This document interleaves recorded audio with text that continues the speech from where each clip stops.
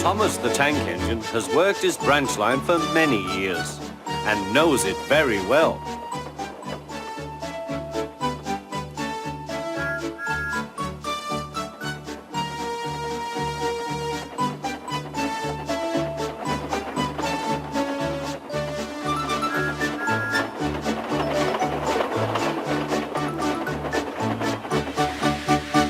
You know just where to stop, Thomas, laughed his driver. You could almost manage it without me. Thomas had become conceited. He didn't realize his driver was joking. Later, he boasted to the others. Driver says I don't need him now, he told the others. Don't be so daft, snorted Percy. I'd never go without my driver, said Toby earnestly. I'd be frightened. Huh, boasted Thomas. I'm not scared. You'd never dare. I would then. You'll see. The next morning, the firelighter came. Thomas drowsed comfortably as the warmth spread through his boiler. Percy and Toby were still asleep. Thomas suddenly remembered. Silly stick in the mud, he chuckled. I'll show them. Driver said I could manage without him. I'll just go out. Then I'll stop and wheesh. That'll make them jump. Thomas thought he was being clever.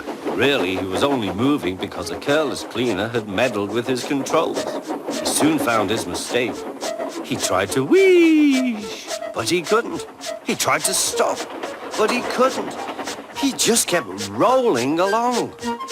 He didn't dare look at what was coming next. There was the stationmaster's house. The stationmaster was about to have breakfast. Horrors! Cried Thomas and shut his eyes. The house rocked. Broken glass tinkled. Plaster was everywhere. Thomas had collected a bush on his travels. He peered into the room through its leaves. He couldn't speak. The stationmaster was furious. His wife picked up her plate. You miserable engine, she scolded. Just look what you've done to our breakfast. Now I shall have to cook some more. She banged the door. More plaster fell. This time, it fell on Thomas. Thomas felt depressed. Workmen propped up the house with strong poles and laid rails through the garden. Then the Scottish twin engines, Donald and Douglas, arrived.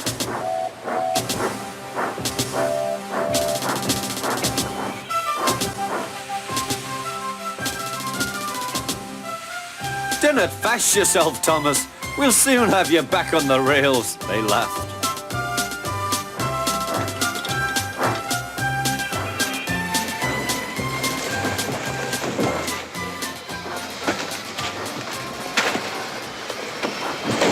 Donald and Douglas, puffing hard, managed to haul Thomas back to safety. Bits of fencing, the bush, and a broken window frame festooned his front, which was badly twisted. The twins laughed and left him. Thomas was in disgrace. There was worse to come. You're in a lot of trouble, Thomas. I know, sir. I'm sorry, sir. Thomas's voice was muffled behind his bush. You must go to the works and have your front mended. It will be a long job. Yes, sir. Meanwhile, a diesel rail car will do your work. A diesel, sir? Thomas spluttered. Yes, Thomas. Diesels always stay in their sheds till they are wanted. Diesels never gallivant off to breakfast in stationmasters' houses.